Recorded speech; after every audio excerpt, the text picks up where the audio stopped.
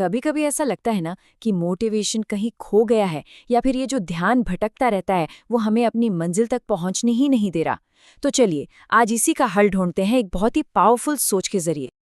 देखिए, ये बात सुनने में शायद थोड़ी सीधी लगे, हो सकता है थोड़ी कठोर भी लगे, लेकिन इसमें एक बहुत गहरी सच्चाई छिपी है। हमारी शुरुआत हमारे हाथ में नहीं थी, बिल्कुल नहीं थी। लेकिन हमारा अंत कैसा होगा, ये पूरी तरह से हमारी अपनी जिम्मेदारी है, और यही सोच इस पूरी बातचीत का आप कह सकते हैं आधार है। तो जब हम कहते हैं कि हमें सफलता के लिए लड़ना है, तो वो आग, वो जुनून आखिर आता कहाँ से है?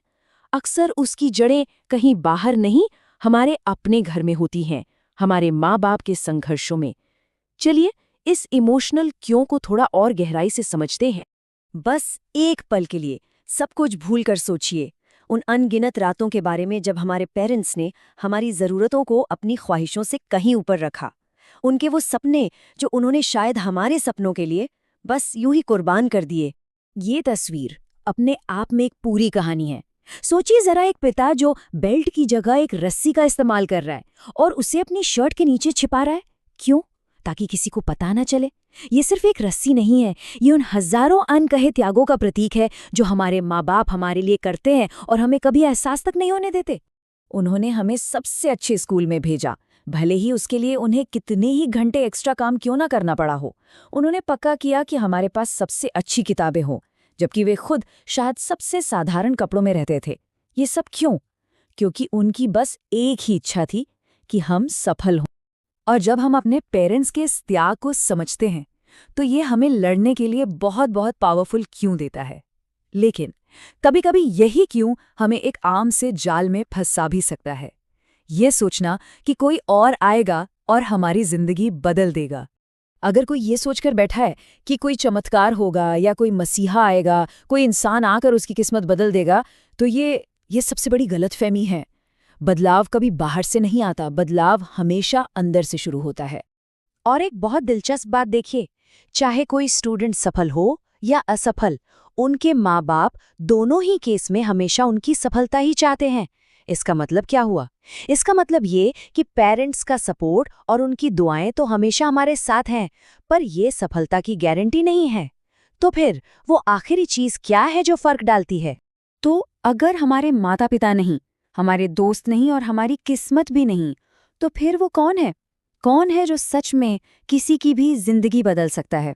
जवाब असल में हमारे बहुत करीब है। असली शक्ति का जो सोर्स है वो किसी बाहरी दुनिया में नहीं, बल्कि हमारे ही अंदर है। ये है हमारी व्यक्तिगत जवाबदेही और खुद पर विश्वास करने की शक्ति। ये एक बहुत ही जबरदस्त विचार है। वो इकलौता इंसान जो हमारी कहानी को, हमारे फ्यूचर को फिर से लिख सकता है, वो कोई और नहीं बल्कि वो है जिसे हम हर सुबह शीशे में देखते हैं। मतलब साफ है, हमारी जिंदगी की लगाम हमारे ही हाथों में है। और इस गहरी मेहनत को, इस लगन को तप या तपस्या कहा जाता है। ये सुबह जल्दी उठकर पढ़ाई करना है जब बाकी दुनिया सो रही हो। ये वो घंटों की मेहनत है जो किसी को दिखाई नहीं देती। और यही वो आग है जो भाग्य को, हमारी डेस्टिनी को आकार देती है। तो आज इस बातचीत के बाद एक काम जरूर करना। आईने के सामने खड़े होकर खुद की आंखों में आंखें डालकर एक सवाल पूछना, मेरी जिंदगी का कंट्रोल असल में किसके हाथ में है? जवाब शायद आपको चौंका दे और शायद जगा भी दे। तो अब जब हम ये जान गए हैं कि शक्ति हमारे अंदर है, तो हमें उस दुश्मन को भी पहचानना होगा जो हमारे अंदर ही छिपा बैठा है। और वो है हमारा अपना चंचल मन। हमारा मन जानते हैं कैसा है? एक जंगली घोड़े की तरह, बिल्कुल बेकाबू। अगर इसे अनुशासन की, डिसिप्लिन की लगाम न दी जाए, तो ये हमें कहीं भी भटका कर ले जा सकता है, सिवाय हमारी मंजिल के। और आज की दुनिया में इससे भटकाने वाली चीजें हर तरफ हैं। हमारा मोबाइल फोन, सोशल मीडिया पर बर्बाद होती रातें और उन हजारों चीजों की टेंशन लेना जो असल में मैटर ही नहीं करती, यही है हमारे आज के राक्षस। अंत में सब कुछ बस एक ही चीज पर आता है, हमारा कर्म। मतलब हमारा काम, हमारा एक्शन। हम अपनी एनर्जी, अपना टाइम कहाँ लगा रहे हैं? क्या हम देर रात तक जागकर अपना भविष्य बना रहे हैं या सिर्फ अपना कीमती वक्त बर्बाद कर रहे हैं? चॉइस हमारी है। तो इन सभी विचारों के साथ हम अब सबसे जरूरी हिस्से पर पहुंचते हैं, क्योंकि अब सिर्फ बात करने का नहीं बल्कि कुछ करने का समय है। अतीत, वो एक भारी बोझ की तरह हो सकता है।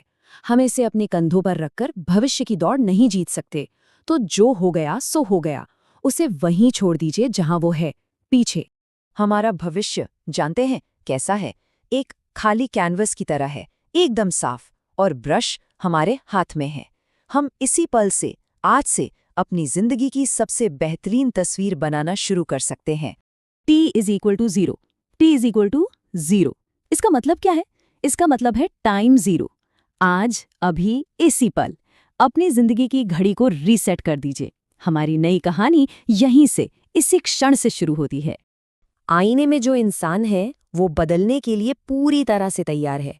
अब सवाल सिर्फ एक बचता है, क्या आप हैं? जब भी कोई व्यक्ति गौतम बुद्ध के संघ में शामिल होता था तो बुद्ध उसे सबसे पहले शांत रहने के लिए कहते थे। ध्यान की अवस्था में जाने से पहले उस भिक्षु को शांत रहना सिखाया जाता था। आज के दौर में हर तरफ सौरी शोर है। इसकी वजह से दिमाग में तनाव पैदा होना लाजमी है।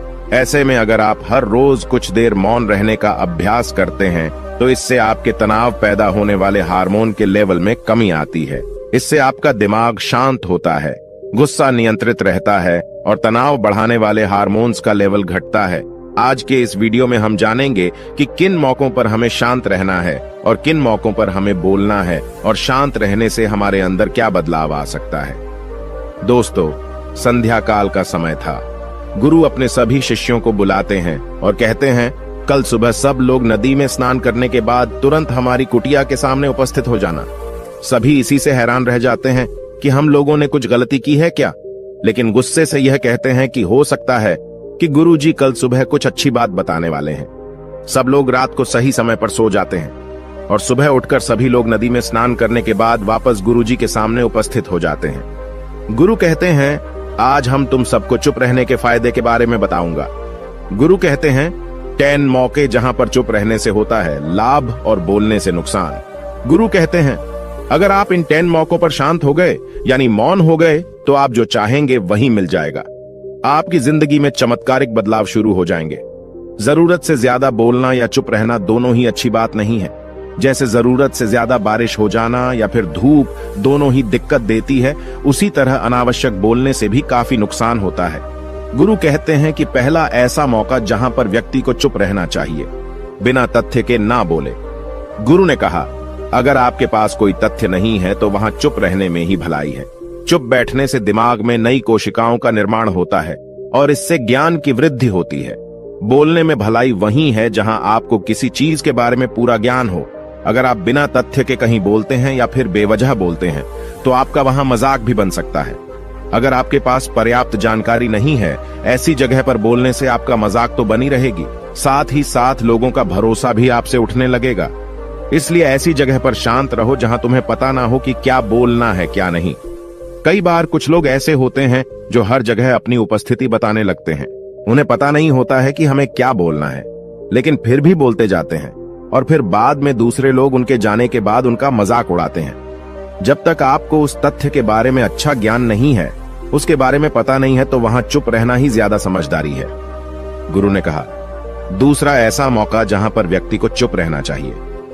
शब्दों से न पहुंचे ठेस, अगर आपके शब्द किसी को मानसिक ठेस पहुंचा रहे हैं तो वहां चुप हो जाना चाहिए। कमजोर व्यक्ति के बारे में कुछ भी बोलकर आप महान नहीं बन सकते हैं। महान आप किसी कमजोर का साथ देने में बनेंगे। कई बार होता है कुछ लोग अपने से छोटे व्यक्ति को भला बुरा कहते रहते हैं। सामने वाला इंसान तो कद से आपसे छोटा है, वह आपको कुछ नहीं बोलेगा, लेकिन आप उसकी नजरों में गिरते चले जाएंगे। हो सकता है कि कल वह भी आपसे पद में बड़ा हो जाए। पद में आपसे जब वह बड़ा हो जाएगा तो आज जो रवैया आपका उसके साथ है, आने वाले समय में वह भी आपके साथ वही करेगा। आप किसी को नीचा दिखाकर बड़ा नहीं बन सकते हैं। बड़ा बनना है तो अपने से छोटे लोगों का इज्जत भी करना सीखें और साथ ही साथ बड़े लोगों का भी सम्मान करना चाहिए। लोगों को लगता है कि अगर वह अकड़कर बोलेंगे और सामने वाले को नीचा गिराने की कोशिश करेंगे तो वह बड़े बन जाएंगे, तो यह उन सब की भूल है। बड़े होने की बजाय आप उनकी नजरों में गिरते चले जाएंगे। गुरु ने आगे कहा, इसलिए शिष्यों, तुम सब जब भी बोलना आदर भाव से बोलना, ताकि तुम्हारी बात लोगों को अच्छी लगे। बोलने में भाई बहन, माता पिता, मित्र इत्यादि संबोधन शब्दों का इस्तेमाल जरूर करना। इससे तुम्हारी मान प्रतिष्ठा तो बढ़ेगी ही, साथ ही साथ लोगों की नजरों में तुम समझदार व्यक्ति बनते जाओगे। गुरु ने आगे कहा, तीसरा मौका जहां पर व्यक्ति को चुप रहने में ही भलाई है।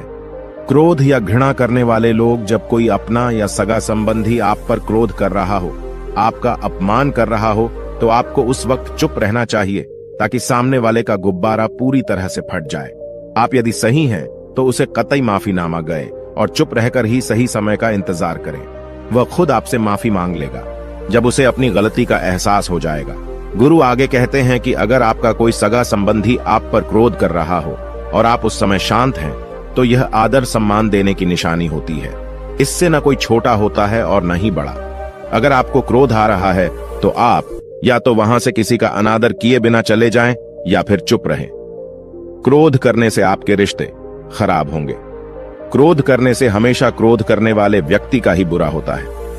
गुरु आगे कहते हैं कि एक बार की बात है, एक सांप जंगल से भागते हुए किसी राजा के घर में पहुंच गया। लोगों ने छेड़खानी की तो वह बहुत ही गुस्सा हो गया, जिससे घर में जो तलवार पड़ी हुई थी उसी को लपेटकर कसने लगा और धीरे धीरे उसका पूरा शरीर कट गया।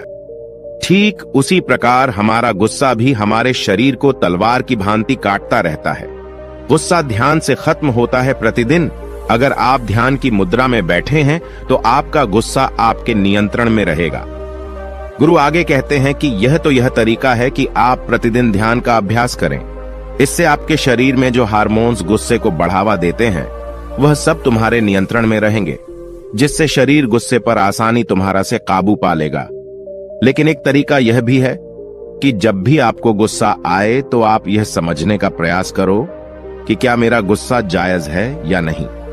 हमें वहां पर बोलना चाहिए कि नहीं। जब आप खुद इस बात का आकलन लगा पाएंगे तो आपको खुद पता चल जाएगा कि हमें गुस्सा करना चाहिए या नहीं। फिर भी आपको गुस्सा आ रहा है तो आप वहां से हटने का प्रयास करें, वहां से दूर चले जाएं। धीरे धीरे समय के साथ आपका दिमाग शांत हो जाएगा। गुरु ने कहा, चौथा ऐसा मौका जहां पर इंसान को बहुत ही समझदारी के साथ काम लेना चाहिए। वहां पर आपको चुप रहना ही चाहिए जहां पर उस मुद्दे से आपका कोई संबंध ना हो। अगर आपका किसी मुद्दे से कोई संबंध ना हो तो वहां आपका चुप रहना बनता है। बिना किसी वजह अगर आप दूसरे के मुद्दे पर बोलेंगे तो यह आपके लिए अनिष्टकारी होगा। इसमें केवल और केवल आपका ही नुकसान है। जल्द ही आप किसी दो लोगों के बीच हो रहे विवाद में जल्दी अपनी टांग न डालें। अगर सामने वाला आपको बुला रहा है अपना झगड़ा शांत करवाने के लिए तो ही आप वहां पर जाएं। किसी की व्यक्तिगत जिंदगी में दखल अंदाजी नहीं देनी चाहिए जब तक कि वह व्यक्ति आपको नहीं बुलाता है। अपने झगड़े को शांत करवाने के लिए कुछ लोग फालतू में दूसरे के विवाद में कूद पड़ते हैं। इससे उनके मान सम्मान मर्यादा पर लोग उंगली उठाने लगते हैं। गुरु कहते हैं कि 10 मौकों में 5वां ऐसा मौका जहां पर व्यक्ति को बहुत ही समझदारी के साथ चुप रहना चाहिए। आपके शब्दों से किसी मित्र को हानि न पहुंचे। अगर आपके शब्द सामने वाले के परिवार या मित्रों की प्रतिष्ठा के बारे में बुरी झलक दिखा रहे हैं तो आपको चुप रहना चाहिए। किसी के परिवार या फिर मित्र के बारे में बुरा बोलने से केवल आप ही बुरे बनेंगे। जो चीज आसानी से खत्म की जा सकती है उसे अपने शब्दों से बड़ा न करें। बिना चिल्लाए बात करने का प्रयास करते रहना चाहिए। अगर आप बिना चिल्लाए कोई बात नहीं कह सकते तो आपका चुप रहने में ही भलाई है। किसी पर चिल्लाने से आपके व्यवहार के बारे में पता चलता है। ज्यादा बोलने से चीजें हमेशा खराब ही होती हैं। कई बार कुछ रिश्ते ज्यादा तेज बोलने की वजह से टूट जाते हैं। इसलिए अपनी आवाज में मीठापन लाएं। आपके शब्दों से आपके दोस्त को हानि नहीं पहुंचनी चाहिए। कभी कभी दोस्तों के जब हम मजाक हैं तो रहे कि आपके शब्दों से किसी का अनादर ना हो। मजाक को भी हमेशा शब्दों के मायने में ही रखें। जहां किसी को शब्दों से चोट लगे वहां चुप हो जाएं। ज्यादा बोलने से हमेशा नुकसान ही होता है। किसी और की प्रतिष्ठा को अपने शब्दों के माध्यम से उसे हानि नहीं पहुंचानी चाहिए। यदि आपके शब्दों से किसी और की प्रतिष्ठा को ठेस पहुंच रही है तो वहां आपको चुप हो जाना चाहिए। जब कोई व्यक्ति आपके सामने नहीं है तो आप उस व्यक्ति के बारे में बुरे शब्द किसी तीसरे व्यक्ति के सामने न बोलें। गुरु कहते हैं छठा मौका जहां पर व्यक्ति को चुप रहना चाहिए। जब कोई कर रहा हो किसी की बुराई, जब कोई आदमी आपके सामने किसी तीसरे आदमी की बुराई कर रहा हो तब तुम्हें चुप रहकर बस सुनना चाहिए।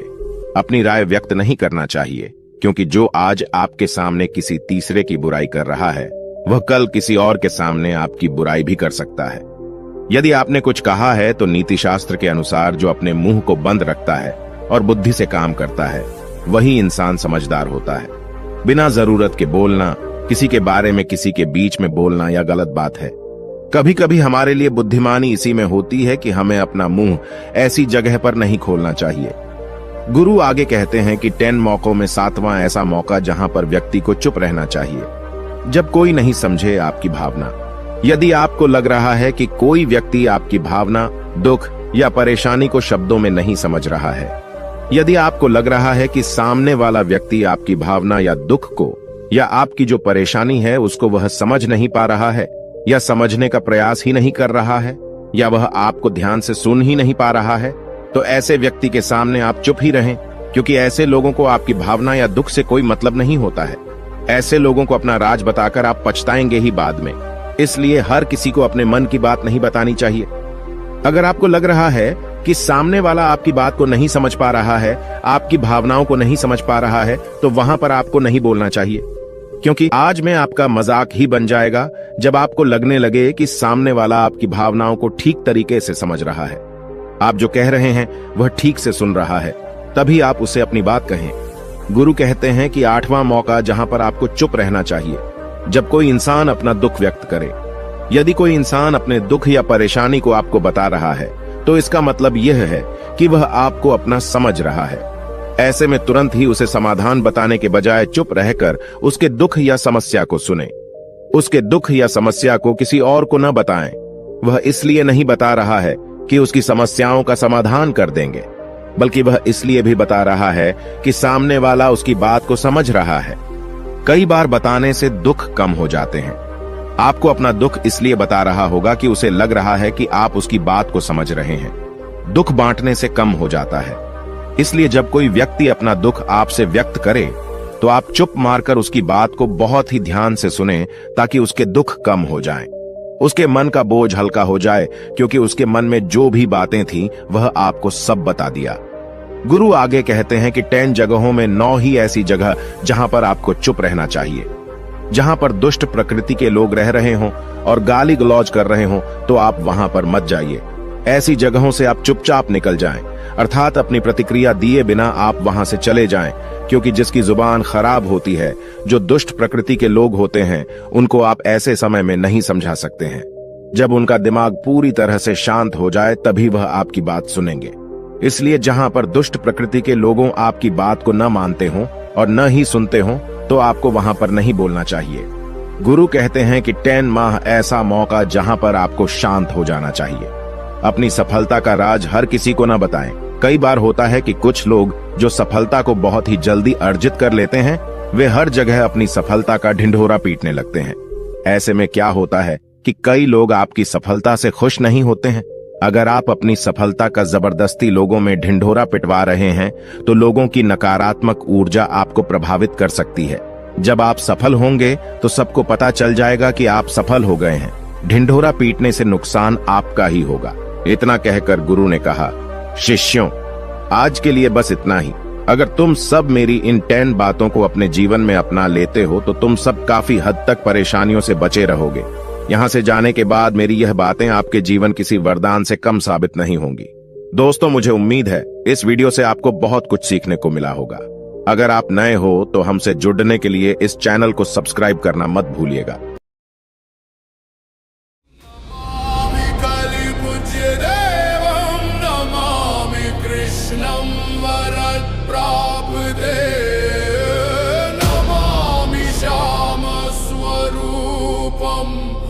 नमामि दुष्ट शत्रु विनाशकम् नमामि सर्वफलदायकम्। क्या आप जानते हैं, महाभारत के युद्ध के समय में एक ऐसा योद्धा था जो सिर्फ 3 बाणों से ही पूरे महाभारत का युद्ध समाप्त कर सकता था। वह महान योद्धा ना तो अर्जुन था, पितामह भीष्म, ना ही अंगराज कर्ण।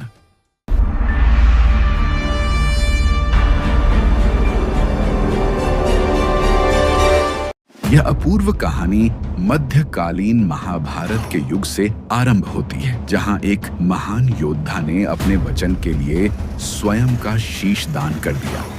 और बाद में वह श्री श्याम बाबा के नाम से विख्यात हुए। यह वीर बालक पहले बर्बरीक के नाम से जाना जाता था। वह असाधारण बलशाली गदाधारी भीम के पुत्र घटोत्कच और दैत्य मूर की पुत्री मोरवी के पुत्र थे।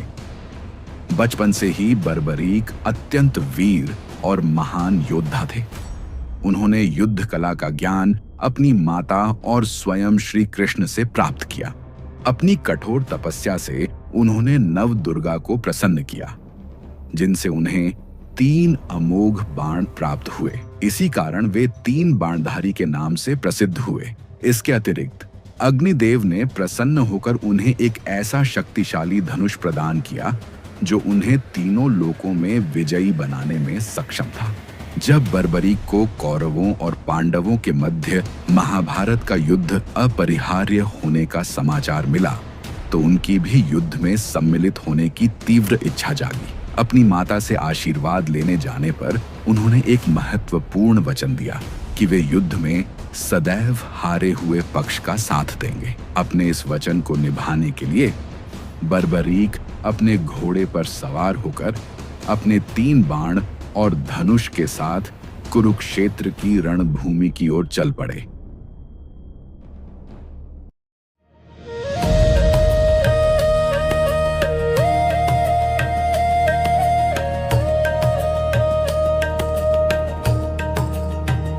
रणभूमि की ओर जाते समय सर्वव्यापी श्री कृष्ण ने ब्राह्मण भेष धारण कर बर्बरीक के बारे में जानने के लिए उन्हें रोका और यह जानकर उनकी हंसी उड़ाई कि वह मात्र 3 बाण से युद्ध में सम्मिलित होने आया है।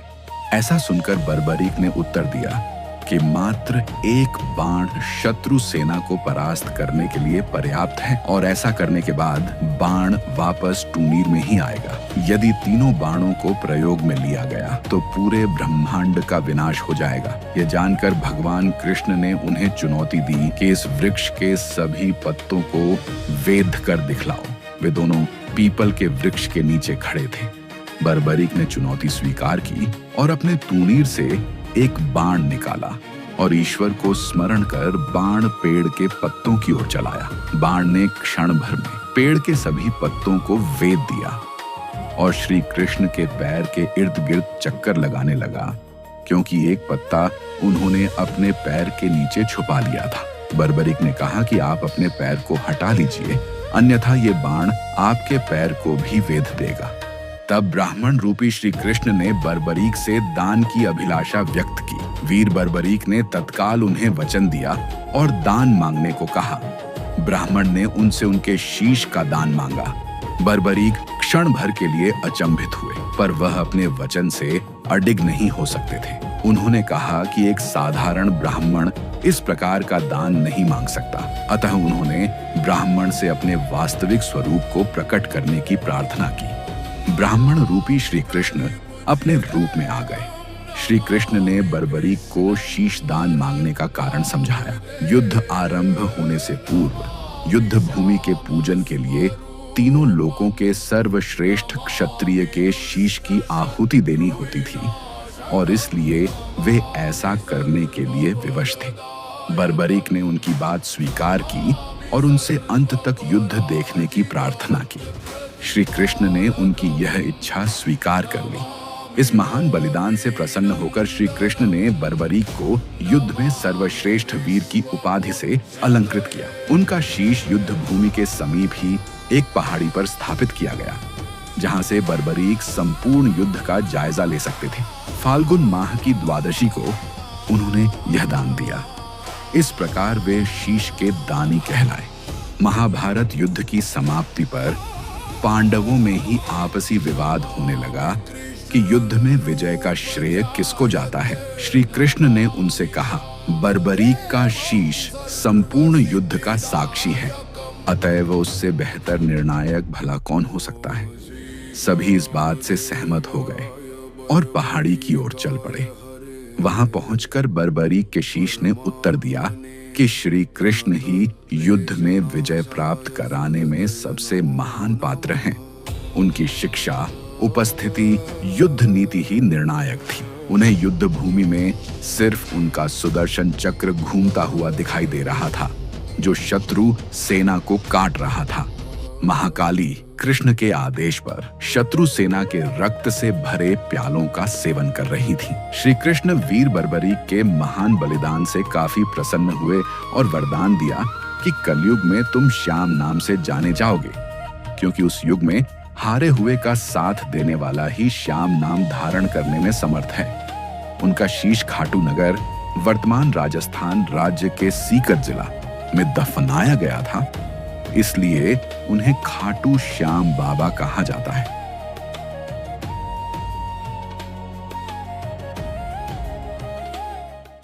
नमस्कार। आज हम सब मिलकर एक बहुत ही पुरानी और कह सकते हैं शक्तिशाली कहानी की गहराइयों में उतरने वाले हैं। एक ऐसी कहानी जो विश्वास, त्याग और बलिदान की एक अनोखी मिसाल है। जी हाँ, हम बात कर रहे हैं पूजनीय देवता खाटू श्याम जी की। पर खाटू श्याम जी की कहानी में एक ऐसा पहलू है जो बहुतों को सोचने पर मजबूर कर देता है। देखिए, राजस्थान के सीकर में जो उनका इतना भव्य मंदिर है, वहाँ उनके पूरे शरीर की नहीं बल्कि सिर्फ उनके शीश यानी उनके सिर की पूजा होती है। अब सवाल ये उठता है कि आखिर ऐसा क्यों है, सिर्फ एक शीश की पूजा क्यों? चलिए आज इसी रहस्य से पर्दा उठाते हैं और समझते हैं कि इसके पीछे की पूरी कहानी क्या है। तो सबसे पहले चलिए ये जानते हैं कि खाटू श्याम जी है कौन, उनकी पहचान क्या है। देखिए, उन्हें कई नामों से पुकारा जाता है और हर एक नाम उनकी शक्ति और उनकी कहानी का एक अलग ही पहलू हमारे सामने रखता है। जैसे श्याम बाबा, शीश का दानी, लख दातार, खाटू नरेश और मोरवी नंदन के नाम से जाना जाता सब नामों में एक नाम ऐसा है जो सबसे ज्यादा खास है, जो उनके अस्तित्व का सार है, और वो है हारे का सहारा। और इस नाम का मतलब बहुत गहरा है। हारे का सहारा मतलब वो आखिरी उम्मीद, वो सहारा जो तब मिलता है जब इंसान को लगता है कि अब सब कुछ खत्म हो गया, जब वो हर तरफ से टूट चुका होता है, हार चुका होता है। यही तो उनकी पूजा का मूल आधार है। और इसी एक विश्वास पर लाखों करोड़ों लोग उनके दरवाजे पर पहुंचते हैं। तो अब चलते हैं उनकी असल कहानी की तरफ। वो कहानी जो उनके खाटू श्याम बनने से भी पहले शुरू हुई है। ये कहानी है एक महान, एक अजय योद्धा की, जिसका नाम था बर्बरीक।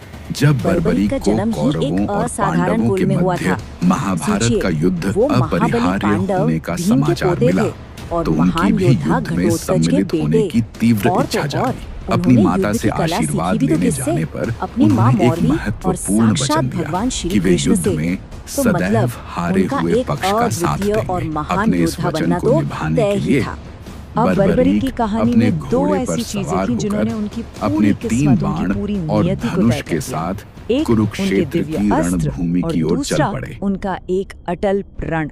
कहा जाता है कि बहुत ही कठोर तपस्या के बाद बर्बरीक को खुद भगवान शिव से 3 दिव्य बाण मिले थे।